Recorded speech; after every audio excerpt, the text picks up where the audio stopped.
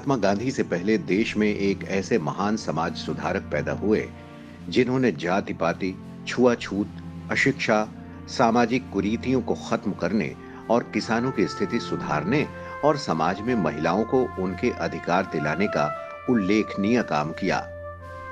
19वीं शताब्दी में भारतीय समाज अंधविश्वासी परंपराओं और नवीन विचारों के द्वंद्व में उलझा हुआ था। ऐसी ही विषमता भरे परिवेश में महाराष्ट्र की धरती पर गोविंद राव के घर एक बालक का जन्म हुआ। बालक का नाम रखा गया ज्योतिराव। उनका पूरा नाम ज्योतिराव गोविंदराव फूले था। वैसे उनका असल नाम ज्योतिराव गोविंदराव फूले था, लेकिन ज्योतिबा फूले के नाम से वे मशहूर हुए। जाति प्रथा, पुरोहितवाद, स्त्री पुरुष असमानता और अंधविश्वास के साथ समाज में व्याप्त आर्थिक, सामाजिक और सांस्कृतिक भ्रष्टाचार के विरुद्ध सामाजिक परिवर्तन की जरूरत भारत में शताब्दियों से रही है। इस लक्ष्य को लेकर आधुनिक युग में सार्थक, सशक्त और काफी हद तक सफल आंदोलन चलाने का श्रेय ज्योतिबा फूले को ही जाता है। महात्मा फूले भारत में सामाजिक परिवर्तन की लड़ाई के अगुवा हैं। अपने विचारों और कार्यों की बदौलत उन्होंने पिछड़े वंचित समाज को वर्ण व्यवस्था के भेदभावकारी और शोषणकारी चंगुल से आजादी के लिए निर्णायक संघर्ष का नेतृत्व किया। इसके साथ ही उन्होंने देश की पहली महिला शिक्षिका और अपनी पत्नी सावित्रीबाई फूले के साथ मिलकर महिलाओं की मुक्ति के लिए भी प्रयास किया। देश में समाज सुधार आंदोलन पर उनके प्रभावों को इस बात से समझा जा सकता है कि संविधान निर्माता डॉक्टर भीमराव अंबेडकर महात्मा फूले को अपना प्रेरणा स्रोत मानते थे। महात्मा ज्योतिबा फूले को 19वीं सदी का प्रमुख समाज सेवक माना जाता है। उन्होंने भारतीय समाज में फैली अनेक कुरीतियों को दूर करने के लिए सतत संघर्ष किया। भारतीय सामाजिक क्रांति के जनक कहे जाने वाले महात्मा ज्योतिबा फूले का जन्म 11 अप्रैल 1827 को महाराष्ट्र के पुणे में माली परिवार में हुआ था। वे एक महान विचारक, कार्यकर्ता, समाज सुधारक, लेखक, दार्शनिक, संपादक और क्रांतिकारी थे। उन्होंने जीवन भर पिछड़ी जाति, महिलाओं और दलितों के उद्धार के लिए काम किया। इस काम में उनकी धर्मपत्नी सावित्रीबाई फूले ने भी पूरा योगदान दिया। उन्होंने स्त्री शिक्षा और स्त्रियों के उत्थान के लिए भी काफी काम किए। महात्मा फूले का बचपन कठिनाइयों में बीता। महज 9 माह के थे जब उनकी मां का देहांत हो गया। उनका लालन पालन सगुणाबाई नामक एक दाई ने किया। सगुणाबाई ने ही उन्हें मां की ममता और दुलार दिया। 7 साल की आयु में ज्योतिबा फूले को गांव के स्कूल में पढ़ने के लिए भेजा गया। आर्थिक तंगी के कारण खेतों में पिता का हाथ बटाने के लिए उन्हें छोटी उम्र में ही अपनी पढ़ाई छोड़नी पड़ी। स्कूल छोड़ने के बाद भी उनमें पढ़ने की ललक बनी रही। सगुणाबाई ने बालक ज्योतिबा को घर में ही पढ़ने में मदद की। घरेलू काम के बाद जो समय बचता उसमें वो किताबें पढ़ते थे। ज्योतिबा फूले पास पड़ोस के बुजुर्गों से विभिन्न विषयों में चर्चा करते। लोग उनकी तर्क संगत बातों से बहुत प्रभावित होते थे। पड़ोसियों ने उनकी प्रतिभा को पहचाना और उनके कहने पर उनके पिता ने उन्हें स्कॉटिश मिशंस हाई स्कूल में दाखिला करा दिया। सन 1840 में ज्योतिबा फूले का विवाह सावित्रीबाई से हुआ था। ज्योतिबा फूले के काम में उनकी पत्नी ने बराबर का योगदान दिया। हालांकि वो पढ़ी लिखी नहीं थी और शादी के बाद ज्योतिबा ने ही उन्हें पढ़ना लिखना सिखाया। उन्होंने कभी पीछे मुड़कर नहीं देखा। महात्मा गांधी और कस्तूरबा के दाम्पत्य की तरह ज्योतिबा और सावित्री का दाम्पत्य भी बहुत ही मोहक और अनुकरणीय है। उसमें कहीं भी प्रतिक्रियावाद और अंध नकारवाद की जगह नहीं है।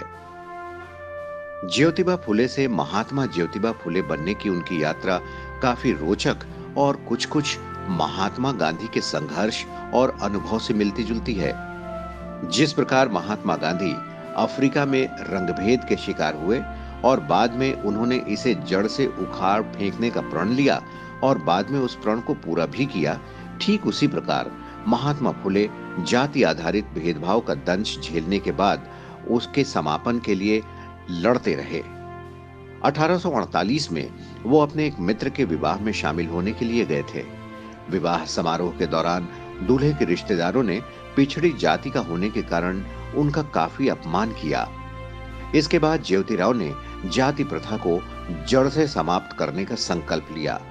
उन्होंने तय किया कि इसकी शुरुआत महिलाओं के सशक्तिकरण के साथ करेंगे, क्योंकि उनकी स्थिति और भी खराब थी। उनका मानना था कि जब तक समाज में स्त्रियों, नीची जाति के लोगों का विकास नहीं होगा, तब तक जाति प्रथा जैसी कुरीतियों का समाधान संभव नहीं है। उनका मानना था कि जब तक समाज में स्त्रियों और पिछड़ी जाति वालों का उत्थान नहीं होगा, तब तक समाज का चहुमुखी विकास संभव नहीं है। थॉमस पेन की किताब राइट्स ऑफ मैन ने उन्हें बहुत प्रभावित किया। थॉमस पेन की पुस्तक से प्रभावित होकर फुले सामाजिक न्याय की गहरी समझ विकसित करते हैं और भारतीय जाति व्यवस्था के कटु आलोचक बन जाते हैं। उन्होंने तर्क दिया कि महिलाओं और पिछड़ी जातियों की सामाजिक असमानताओं को संबोधित करने में शिक्षा एक महत्वपूर्ण कारक है। ज्योतिबा फुले को एहसास हो गया था कि ईश्वर के सामने स्त्री पुरुष दोनों का अस्तित्व बराबर है, फिर दोनों में भेदभाव करने का कोई मतलब नहीं है। उस समय लड़कियों और महिलाओं की दशा अत्यंत शोचनीय थी और उन्हें पढ़ने लिखने की भी अनुमति नहीं थी। अपनी कल्पनाओं और आकांक्षाओं के एक न्याय संगत और एक समाज बनाने के लिए 1848 में ज्योतिबा फुले ने लड़कियों के लिए स्कूल खोला। ये देश का पहला लड़कियों के लिए विद्यालय था। लड़कियों को पढ़ाने के लिए अध्यापिका नहीं मिली तो उन्होंने कुछ दिन खुद ये काम कर अपनी पत्नी सावित्री को इस योग्य बना दिया। उनकी पत्नी सावित्री बाई वहां अध्यापन का काम करती, लेकिन लड़कियों को शिक्षित करने के प्रयास में एक उच्च अशोचनीय घटना हुई। उस समय ज्योतिबा को अपना घर छोड़ने के लिए मजबूर किया गया। हालांकि इस तरह के दबाव और धमकियों के बावजूद वो अपने लक्ष्य से नहीं भटके और सामाजिक बुराइयों के खिलाफ लड़ते रहे और इसके खिलाफ लोगों में चेतना भी फैलाते रहे। 1851 में इन्होंने बड़ा और बेहतर स्कूल शुरू किया जो बहुत प्रसिद्ध हुआ। वहां जाति, धर्म और पंथ के आधार पर कोई भेदभाव नहीं था और उसके दरवाजे सभी के लिए खुले थे। लोगों ने प्रारंभ से ही उनके काम में बाधा डालने की कोशिश की, लेकिन महात्मा फुले आगे बढ़ते ही गए। सावित्रीबाई फुले स्वयं इस स्कूल में लड़कियों को पढ़ाने के लिए जाती थीं, लेकिन यह सब इतना आसान नहीं था। उन्हें लोगों के कड़े विरोध का सामना करना पड़ा, लेकिन उन्होंने कभी हार नहीं मानी। इसके बाद ज्योतिबा फुले ने लड़कियों के लिए 2 और स्कूल खोले और एक स्कूल पिछड़ी जाति के बच्चों के लिए खोला। ज्योतिबा फुले का मानना था कि समाज में बदलाव लाने की काम की शुरुआत घर से ही होनी चाहिए। उस समय ऐसा करने की हिम्मत करने वाले वे देश के पहले समाज सुधारक थे।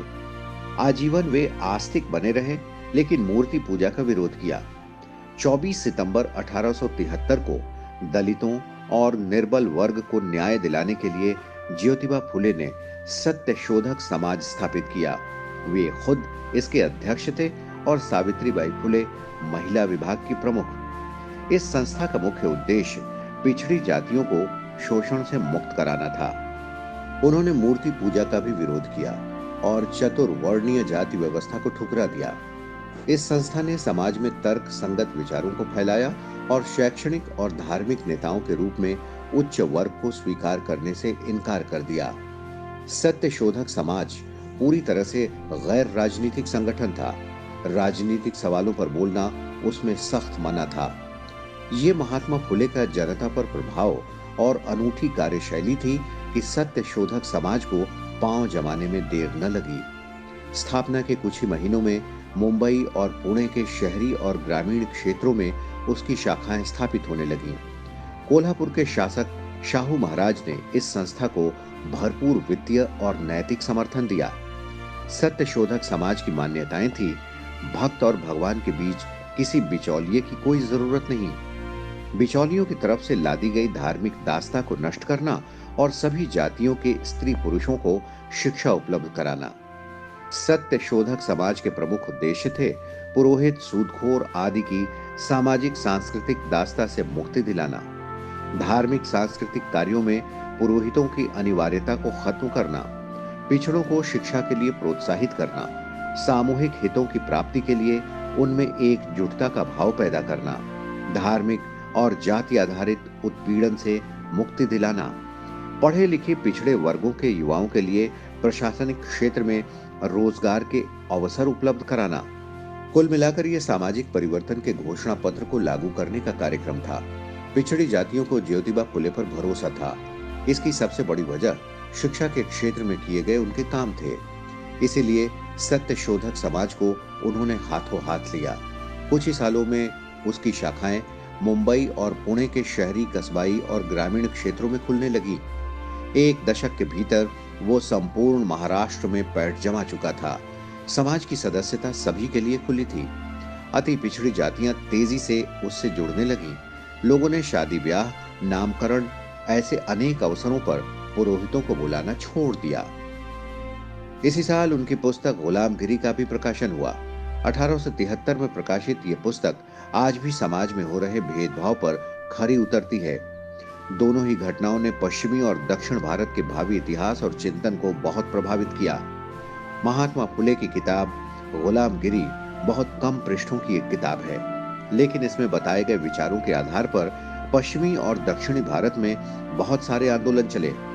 उत्तर प्रदेश में चल रही दलित अस्मिता की लड़ाई के बहुत सारे सूत्र गुलामगिरी में ढूंढे जा सकते हैं। आधुनिक भारत महात्मा फुले जैसी क्रांतिकारी विचारक का आभारी है।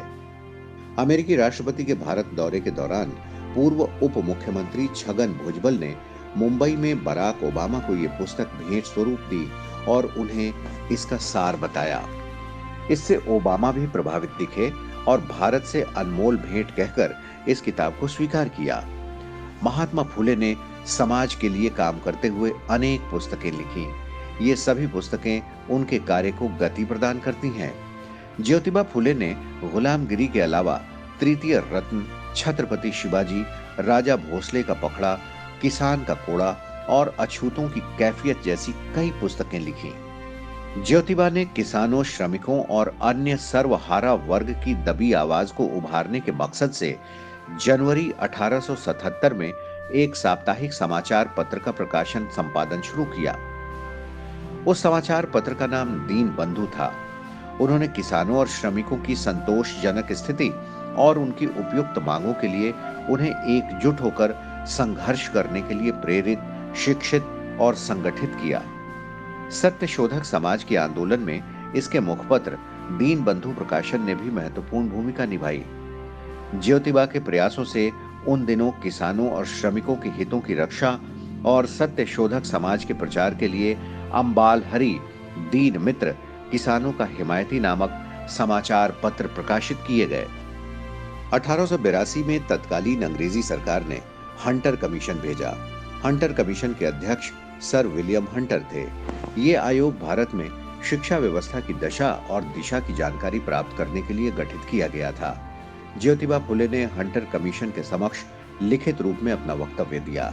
उसमें उन्होंने कई अहम विषयों पर विशेष रूप से जोर दिया, जिनमें ग्रामीण क्षेत्रों के लिए स्वतंत्र शिक्षा व्यवस्था, गणित, इतिहास, भूगोल, व्याकरण का प्रारंभिक ज्ञान, कृषि संबंधी हर तरह का ज्ञान और सामान्य ज्ञान, नीति और आरोग्य को शामिल करना था।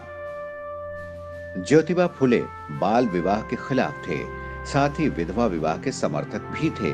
वे ऐसी महिलाओं से बहुत सहानुभूति रखते थे जो शोषण का शिकार हुई हों या किसी वजह से परेशान हों। इसीलिए उन्होंने ऐसी महिलाओं के लिए अपने घर के दरवाजे खुले रखे थे जहां उनकी देखभाल हो सके। इसके साथ ही विधवाओं की शोचनीय दशा को देखते हुए उन्होंने विधवा पुनर्विवाह की भी शुरुआत की और 1854 में विधवाओं के लिए आश्रम भी बनाया। पति के गुजर जाने पर विधवा हुई महिलाओं का मुंडन कर दिया जाता था। इस अपमानजनक प्रथा के खिलाफ उन्होंने एक ऐसे आश्रम की स्थापना की जिसमें सभी जातियों की विधवाएं सम्मान के साथ रह सकती थीं। उन नवजात शिशु कन्याओं के लिए भी एक घर बनाया जो अवैध संबंधों से पैदा हुई थी और जिन्हें सड़क या कूड़े पर फेंक दिया जाता था। साथ ही उन्होंने नवजात शिशुओं के लिए भी आश्रम खोला ताकि कन्या शिशु हत्या को रोका जा सके। उनकी समाज सेवा देखकर 1888 में मुंबई की एक विशाल सभा में उन्हें महात्मा की उपाधि दी गई। ज्योतिबा ने पुरोहित के बिना ही विवाह संस्कार आरंभ कराया और इसे मुंबई हाई कोर्ट से भी मान्यता मिली। महात्मा फुले ने पिछड़ों पर लगे अछूत के लांछन को धोने और उन्हें बराबरी का दर्जा दिलाने के लिए भी प्रयास किया। इसी दिशा में उन्होंने दलितों को अपने घर के कुएं का प्रयोग करने की अनुमति दी। पिछड़ी जातियों और महिलाओं में अंधविश्वास के कारण पैदा हुई आर्थिक और सामाजिक विकलांगता को दूर करने के लिए भी उन्होंने आंदोलन चलाया। उनका मानना था कि अगर आजादी, समानता, मानवता, आर्थिक न्याय, शोषण रहित मूल्यों और भाईचारे पर आधारित सामाजिक व्यवस्था का निर्माण करना है, तो असमान और शोषक समाज को उखाड़ फेंकना होगा। उन्होंने विधवाओं और महिला कल्याण के लिए काफी काम किया था। उन्होंने इसके साथ ही किसानों की हालत सुधारने और उनके कल्याण के लिए भी काफी प्रयास किए। ज्योतिबा फुले ये जानते थे कि देश और समाज की वास्तविक तरक्की तब तक नहीं हो सकती जब तक देश का बच्चा बच्चा जाति पाति के बंधनों से मुक्त नहीं हो जाता। साथ ही देश की नारियां समाज के प्रत्येक क्षेत्र में समान अधिकार नहीं पा लेती। उन्होंने तत्कालीन समय में भारतीय नव युवकों का आह्वान किया कि वे देश, समाज, संस्कृति को सामाजिक बुराइयों और अशिक्षा से मुक्त करें और एक स्वस्थ, सुंदर, सुदृढ़ समाज का निर्माण करें। मनुष्य के लिए समाज सेवा से बढ़कर कोई धर्म नहीं है। इससे अच्छी ईश्वर सेवा और कोई नहीं। महाराष्ट्र में सामाजिक सुधार के पिता समझे जाने वाले महात्मा ज्योतिबा फुले ने आजीवन सामाजिक सुधार के लिए काम किया। मानव मानव के बीच का भेद उन्हें असहनीय लगता था। ज्योतिबा फुले की संत महात्माओं की जीवनियां पढ़ने में बड़ी रुचि थी। उन्हें ज्ञान हुआ कि जब भगवान के सामने सब नर नारी समान हैं, तो उनमें ऊंच नीच का भेद क्यों होना चाहिए। ज्योतिबा फुले ने अपने काम से अनेक लोगों को प्रभावित किया। ये प्रभाव उनकी मृत्यु पर्यंत भी बना रहा। डॉक्टर भीमराव अंबेडकर भी उनसे काफी प्रभावित हुए और महात्मा की राह पर चलते हुए उन्होंने पिछड़ों के उत्थान के लिए कई काम किए, जिनका प्रत्यक्ष परिणाम आज देखा जा सकता है। ज्योतिबा फुले 19वीं सदी के एक बड़े समाज सुधारक, सक्रिय प्रतिभागी और विचारक थे। उन्होंने भारतीय समाज में प्रचलित जाति आधारित विभाजन और भेदभाव की मुखालफत की। ज्योतिराव अपना संदेश लोगों तक कैसे पहुंचाते थे, इसका एक रोचक किस्सा रोजलिंड ओ हेनलान ने अपनी पुस्तक में लिखा है। एक बार महात्मा फुले अपने मित्र ज्ञानोबा सासने के साथ पुणे के बाहर स्थित एक बागीचे के भ्रमण के लिए गए। वहां एक कुआं था जिससे उस बगीचे की सिंचाई होती थी। जैसे ही दोपहर का अवकाश हुआ, सभी मजदूर खाना खाने बैठ गए। ये देख वो कुएं तक पहुंचे और कुएं के डोल को चलाने लगे। काम करते करते उन्होंने गाना भी शुरू कर दिया। मजदूर उन्हें देखकर हंसने लगे। फुले ने उन्हें समझाया, इसमें हंसने जैसा कुछ नहीं है। मजदूर लोग काम करते हुए अक्सर गाते बजाते हैं। केवल मेहनत से जी चुराने वाले लोग ही फुर्सत के समय वाद्य यंत्रों का शौक फरमाते हैं। असली मेहनतकश जैसा काम करता है, वैसा ही अपना संगीत भी गढ़ लेता है। ज्योतिबा फुले और सावित्रीबाई फुले की कोई संतान नहीं थी, इसीलिए उन्होंने एक विधवा के बच्चे को गोद लिया। 27 नवंबर 1890 को उन्होंने अपने सभी करीबियों को बुलाया और कहा कि अब मेरे जाने का समय आ गया है। मैंने जीवन में जिन जिन कामों को हाथ में लिया है, उसे पूरा किया। मेरी पत्नी सावित्री ने हरदम परछाई की तरह मेरा साथ दिया है और मेरा पुत्र यशवंत अभी छोटा है और मैं इन दोनों को आपके हवाले करता हूँ। इतना कहते ही उनकी आंखों में आंसू आ गए और उनकी पत्नी ने उन्हें संभाला।